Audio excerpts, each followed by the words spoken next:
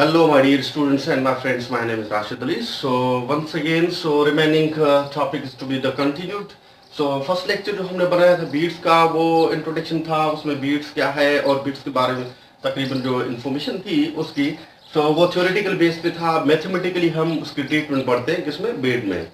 Mathematical treatment किस तरह से पढ़ते हैं कि हम इस तरह से मैथमेटिकल ट्रीटमेंट पढ़ते हैं for wave one, for wave one. ठीक है, वेव वन के लिए हमें क्या लेना है, y1। ठीक है, वेव वन के लिए y1। y1 किसके बराबर है, ए नॉट कॉस ओमेगा टी। ठीक है ना, पिछला लेक्चर जरूर देख लेना। ठीक है ना, उसमें वेव मैंने बनाई थी। उस वेव को और दूसरी वेव फॉर वेव टू, दोनों वेव्स को हमने क्या किया था, सुपरपोज करवाया था। सुपरपोज करवाने के बाद हमें क्या था कि जो दो वेव्स थी ना, दो वेव्स थी, उसमें स्लाइटली फ्रीक्वेंसी थी डिफरेंट। ठीक है ना, अब उसको हमने सुपरपोज करवाया तो बीट्स प्रोड्यूस हुई। तो इसी तरह से अब मैथमेटिकली हम इसकी ट्रीटमेंट करेंगे। अब हमें पता है कि ओमेगा किसके बराबर होता है, ओमेगा बराबर होता है 2 पाई अपान टी। तो टी जो है F reciprocal of time period, तो हम इसको लिख सकते हैं omega is equal to 2 pi F.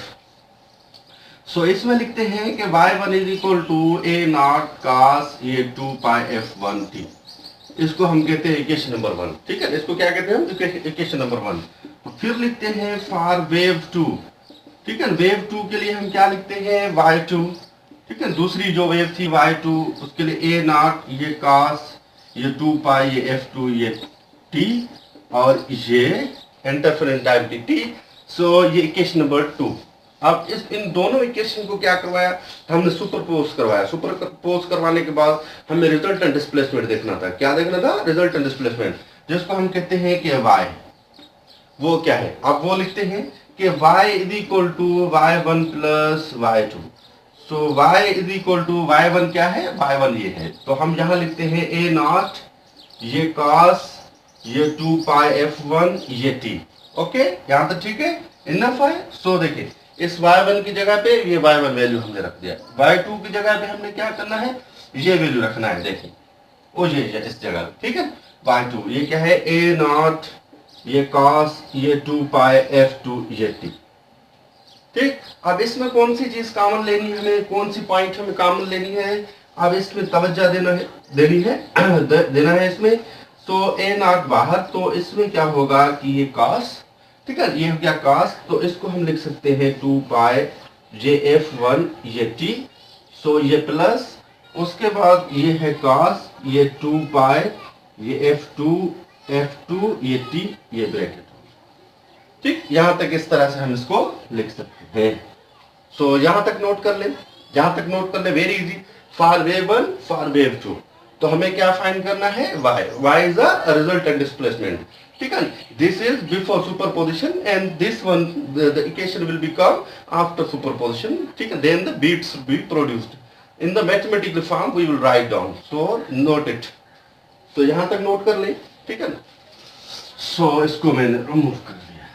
Okay, अब रिमूव करने के बाद अब इसको हम फर्दर क्या करते हैं, फॉर एक्सपेंशन के लिए। ठीक है, फॉर एक्सपेंशन के लिए, ठीक है, एक्सपेंशन के लिए कौन सा फार्मूला यूज करते हैं आप लोग। ठीक है ना, आप लोगों को पता तो होगा ना, जो इंजीनियरिंग वाले बच्चे हैं उनको तो बहुत अच्छे तरीके से आता होगा। बहुत से ऐसे भी हैं जो लाइव जो है मेरे स्टूडेंट्स मुझे देख रहे होंगे, ठीक है ना, उनको मैंने पढ़ाया भी होगा कुछ को, और कुछ स्टूडेंट्स ऐसे हैं जो अभी सीख रहे होंगे। तो आप लोगों को पता है कि ये cos a प्लस cos ये b, ठीक है, ये बराबर किसके है, इसके लिए हम फार्मूला में लिखते हैं 2 cos, ये है 2 cos ये ब्रैकेट में a प्लस b अपॉन 2। तो लिखते हैं कि cos a minus b upon 2। ठीक है, cos a और cos alpha plus cos beta हम लेते थे ना फार्मूला ट्रिग्नोमेट्रिक रेशियोज में। इसमें cos a plus cos b is equal to cos small bracket के अंदर a प्लस b अपॉन 2 और ये cos स्मॉल ब्रैकेट के अंदर a minus b upon 2। For expansion के लिए ये फार्मूला हम यूज करेंगे। अब ये देखें, ये हमारा a है और ये हमारा b है, a है और b है। ठीक है ना, थोड़ा तवज्जो से, बिल्कुल आसान है। ठीक है ना, फ्रीक्वेंसी 1 और फ्रीक्वेंसी 2, वेरी इजी। अब इसमें क्या करेंगे आप लोग, पुट करेंगे किसमें, इसमें। इसमें सबसे पहले a नॉट और ब्रैकेट के अंदर ये हो जाएगा 2 यानी 2 cos, हो गया 2 cos, तो फार्मूला वाला 2 cos। ठीक, अब इसके अंदर हम लिखेंगे a किसके बराबर है, a है 2 पाई ये f1 ये t। ठीक, और अपान में क्या है, ठीक, और अपान में हम लिखते हैं ये प्लस प्लस हो ये फार्मूले वाली। ठीक है, और b किसके बराबर है, ये 2 पाई ये f2 ये t हो गया, और अपान में 2 और ब्रैकेट 2। यहां तक ना समझ में आ गई। और ये 2 पाई f2 यहाँ 2t, और यहाँ 2 पाई f1t अपान में 2 और फार्मूले वाली। अब इसमें फर्दर हम लिखते हैं cos a किसके बराबर है, वो 2 पाई f1t माइनस 2 पाई f2 ये t अपान में 2, इस तरह से लिखते हैं। ठीक है, कास ये, इसको हम यूं ब्रैकेट ओवर कर देते हैं। अब इसको हमने क्या किया, ब्रैकेट ओवर कर दिया। अब इसमें कौन सी चीज है जो हमें कॉमन लेनी है, ए नॉट। ठीक है, अब इसको हम ए नॉट हम लिखते हैं कि इसके अंदर हम लिखते हैं कि 2 कास। अब इसमें ये ब्रैकेट में 2 पाई हम बाहर ले लें, ये 2 पाई, और अंदर ब्रैकेट में बचे f1 प्लस f2, ये क्या है। ठीक है, अब ये इफेक्टिव फ्रीक्वेंसी, ठीक है ना, इफेक्टिव फ्रीक्वेंसी, ठीक है ना, इसमें हम लिखते हैं कि ये जो होती है effective frequency equals to the average frequency. Effective frequency equals to the average frequency f1 plus f2, और ये t, और अपान में क्या आ जाएगा 2। तो इसको हम, ठीक है, तो इसको हम ब्रैकेट में रख लें, इसको हम ब्रैकेट में रख लें और बाद में रखें तभी कोई मसला नहीं है। तो यहाँ तक आप लोग रखेंगे इसको, यहाँ तक कास, और इधर भी हम रखेंगे 2 पाई, ये 2 पाई, और ब्रैकेट के अंदर क्या हो जाएगा f1 माइनस f2 ये t अपान में ये 2, ये ब्रैकेट ओवर। ठीक है, ब्रैकेट ओवर। सो यहाँ तक आप लोग नोट कर लें। ये मैं रिमूव करता हूँ, इसको मैं रिमूव कर दिया। ठीक, अब उसके बाद हम क्या करते हैं कि फर्दर इसको समझने की कोशिश करते हैं कि कौन कौन सी चीजें हैं जो हमें नोट करनी है, कौन कौन सी नहीं करनी। अब इसको फर्दर हम इस तरह से लिख सकते हैं कि ये जो y है इसमें, इसको हम इस तरह से 2a नॉट ब्रैकेट के अंदर 2a नॉट लिखें कास। ठीक, लिखें क्या, कास। सो इसमें हम 2a नॉट कास 2 पाई, ये है 2 पाई। ठीक, अब 2 पाई अंदर रखेंगे f1 माइनस f2 ये t ओवर 2। ठीक, इसको हम यहां इस तरह से लिख सकते हैं, इसको इस तरह से हम लिख सकते हैं। सो इसको इस तरह से लिख सकते हैं। तो इधर क्या है, कास, ये हो जाएगा 2 पाई, और ये f1 प्लस f2 का हो जाएगा। ठीक है, प्लस f2, तो अपान 2 ये t। ठीक, अब ये जो वैल्यू हमने बना कर रखा है, ये सारा जो वैल्यू है ये किसके बराबर है। ठीक है, जब ये तब हम बताएंगे, ये तो हमें यहाँ तक, ये इसको हम कहते हैं कि ये रिजल्टेंट डिस्प्लेसमेंट है फॉर बीट्स के लिए। ठीक है ना, अब फर्दर हम देखें इसमें कि जो एम्पलीट्यूड होता है वो एम्पलीट्यूड किसमें, for amplitude resultant vibration is, for amplitude resultant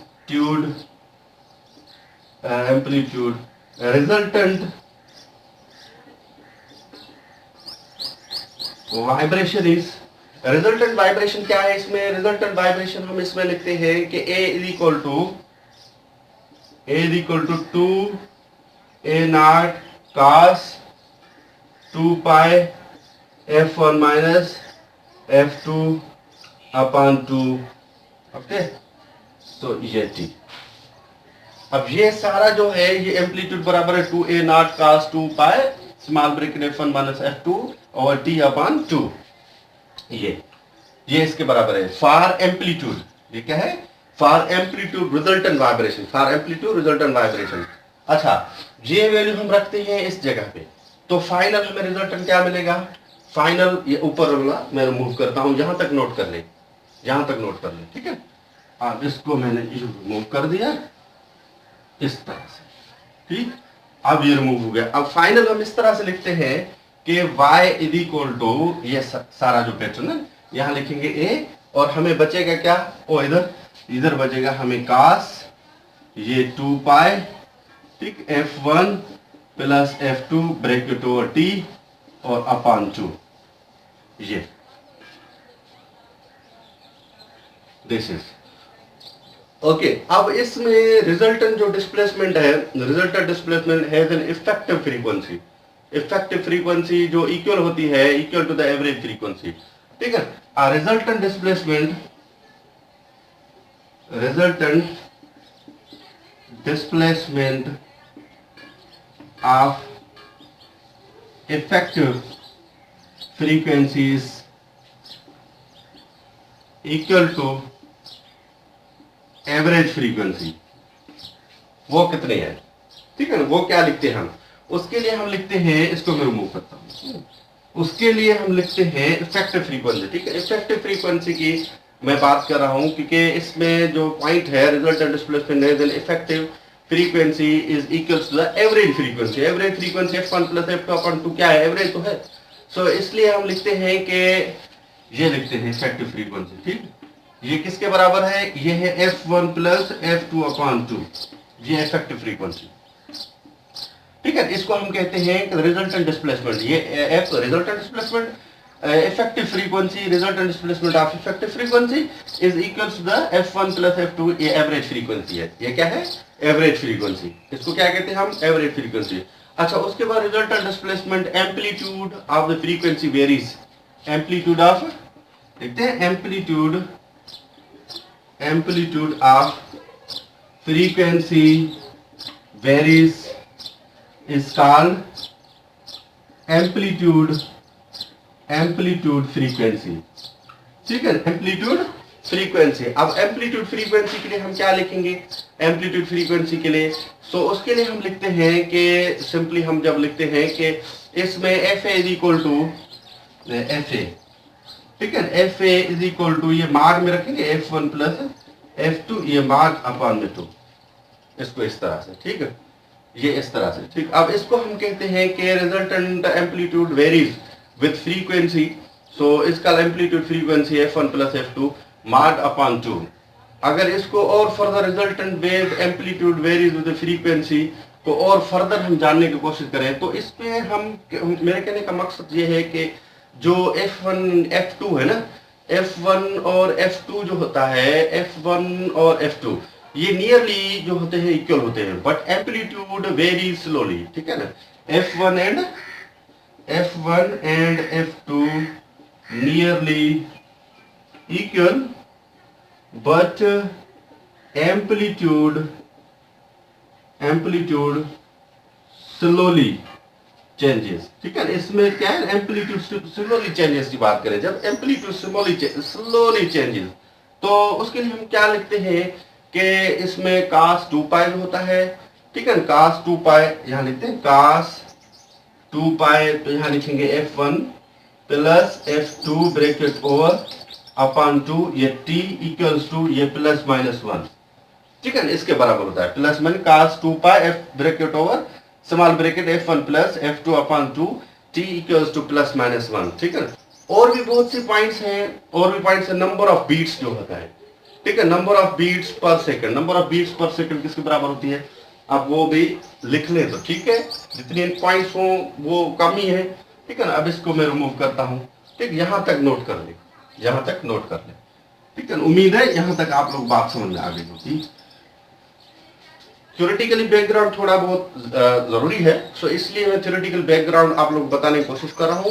so number of beats, इसमें है number of beats per second. अच्छा, number of beats per second किसके बराबर है, ठीक है, number of beats per second. So number of beats per second हम इसके लिए हम कहते हैं कि FB, ठीक है, number of beats per second वो लिखते हैं हम FB जो बराबर है वो 2FA के है, 2FA। तो यहाँ देखें FA ये है, ठीक। अब इसमें लिखते हैं कि ये FB इज इक्वल टू ये 2 सेम जगह पे, FA किसके बराबर है, ये मार्ट F1, ये प्लस F2, ये मार्च अपॉन में क्या हो जाएगा, ये 2 कट जाएगा, तो FB is equal to F1 plus F2, ये मार्ट में हम रखेंगे इसको, ठीक। अब यहाँ तक मार्ट में सॉरी इसमें F1 है, ठीक है ना, F1। सो इसके लिए क्या हो गया, ये F1, ये और ये, ठीक है, सॉरी ठीक है। तो यहाँ क्या आएगा f माइनस, सो यहाँ भी माइनस आएगा, ठीक। सो इसको हम कहते हैं number of beats per second, ठीक है ना। हार्ट की number of beats per second क्या होती है, पर सेकंड हार्ट कितनी बीट करती है, ठीक है, पर सेकंड कितनी होती है, 7 बीट्स, ओके। सो उसके बाद इसकी एप्लीकेशंस के अगर बारे में बात करें, ठीक है, और भी बहुत सी पॉइंट्स है, मगर लीव इट क्विट इट। सो इसको मैंने रिमूव कर दिया। अब इसमें एप्लीकेशंस कौन सी हैं, इसमें एप्लीकेशंस ऑफ बीट्स, एप्लीकेशंस, ठीक है, एप्लीकेशंस ऑफ बीट्स। अब एप्लीकेशंस कौन सी बीट्स है, बीट्स से एक्चुअली जो यूज होते हैं अकाउस्टिकल डिटर्मिनेशंस में, ठीक है ना, अकाउस्टिकल डिटर्मिनेशंस। अच्छा, अकाउस्टिकल डिटर्मिनेशन और जो है इसमें music theory, it helps in music theory, ठीक है, अकाउस्टिकल डिटर्मिनेशन में, और it helps in music theory, ठीक। म्यूजिक थ्योरी के अलावा ये जो है म्यूजिकल इंस्ट्रूमेंट्स में भी हेल्पफुल होती है, म्यूजिक थ्योरी और म्यूजिकल इंस्ट्रूमेंट्स, ठीक है। और जो पॉइंट है इसकी एप्लीकेशन है use to, it helps to, it use to find the unknown frequency, ठीक है। अब इससे हम अननोन फ्रीक्वेंसी भी फाइंड आउट करते हैं, ठीक है। These are the applications, so many other application etc we can write down etc, ठीक है ना। ये है एप्लीकेशंस ऑफ बीट्स। बीट्स और ही बहुत है टॉपिक, जितना पढ़े कम है, वैसे भी जितना पढ़े कम है। सो यहाँ तक थी ये मैथमेटिकल ट्रीटमेंट, और थोड़ा बहुत थ्योरेटिकल बैकग्राउंड देने की कोशिश की है, और ये एप्लीकेशन मैंने बताई आप लोगों को। यहाँ तक लेक्चर देखने पे